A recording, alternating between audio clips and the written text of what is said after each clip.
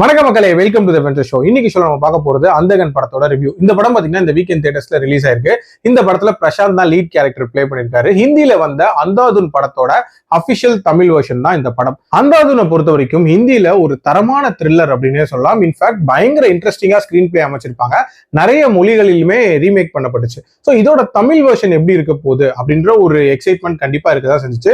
அதுலயும் பிரசாந்த் நடிக்கிறாரு அப்படின்னும் போது எப்படி இருக்க போதோ அப்படின்ற ஒரு சந்தேகம் இருக்கதான் செஞ்சுச்சு. ஏன்னா இதுக்கு முன்னாடி ஒரு ரீமேக் பண்ண ஷாக்லாம் பாத்தீங்க அப்படின்னா நமக்கே ஷாக் கொடுத்துருப்பாங்க.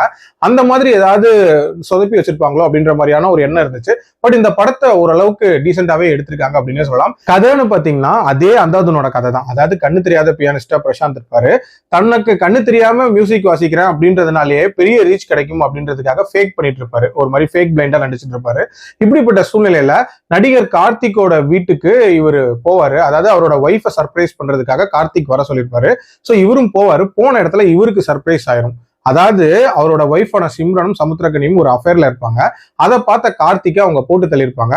அதை இவர் பாத்துருவாரு. சோ பார்த்ததுக்கு அப்புறம் என்ன மாதிரியான சம்பவங்கள் நடக்குது அண்ட் இதுக்கப்புறம் இவரோட வாழ்க்கையில என்னென்ன மாதிரியான மாற்றங்கள் வருது அப்படின்றத அந்த படத்தோட கதை. எனக்கு இந்த படத்துல பிடிச்ச விஷயம் அப்படின்றது அந்த ஒரிஜினல் வெர்ஷனோட உண்மைத்தன்மையை மெயின்டைன் பண்ண முயற்சி பண்ணது அப்படின்னே சொல்லலாம். ஏன்னா தேவையில்லாத விஷயங்களை ஆட் பண்ணி கெடுக்கல. அதுக்கே ஒரு பாராட்டுகள் சொல்லியே ஆகணும். அதே மாதிரி பிரசாந்த் அந்த ஆயுஷ்மான் குரானாவை ஓரளவுக்கு டீசென்டாவே மேட்ச் பண்ணியிருந்தாரு அப்படின்னே சொல்லலாம். இன்ஃபேக்ட் ரொம்ப பயந்த சுபாவமா நடிக்கணும், நல்லாவே பண்ணியிருந்தாரு.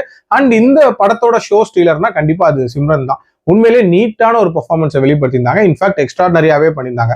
ஆல்சோ இந்த படத்தோட மியூசிக் அப்படின்றதுமே பயங்கரமான பிளஸ் அப்படின்னே சொல்லுவேன். சந்தோஷ் நாராயணன் தான் இதுக்கு மியூசிக் போட்டிருப்பாரு. இது ஒரு விதமான மியூசிக்கை மையமா வச்சு அமைக்கப்பட்ட த்ரில்லர். ஸோ நல்லாவே ஒர்க் அவுட் ஆயிருந்துச்சு. அதுலயும் அந்த லண்டன்ல வரக்கூடிய அந்த சாங், கடைசி சாங் சூப்பரா இருந்துச்சு அப்படின்னே சொல்லலாம். ஆல்சோ இதுல பழைய பாடல்கள் சிலதை வந்து ரீயூஸ் பண்ணிருப்பாங்க. அதுவும் கார்த்திகோட சாங்ஸ்.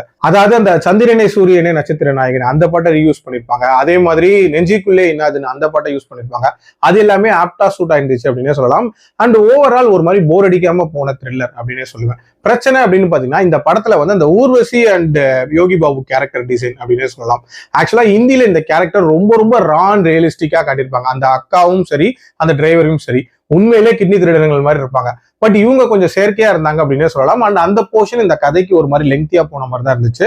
மற்றபடி இந்த படம் வந்து ஒரு ஆனஸ்டான ரீமேக் தான்.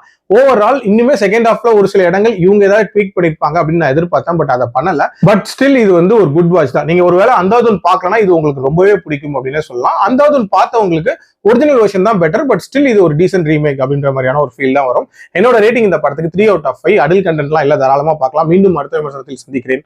நன்றி, வணக்கம்.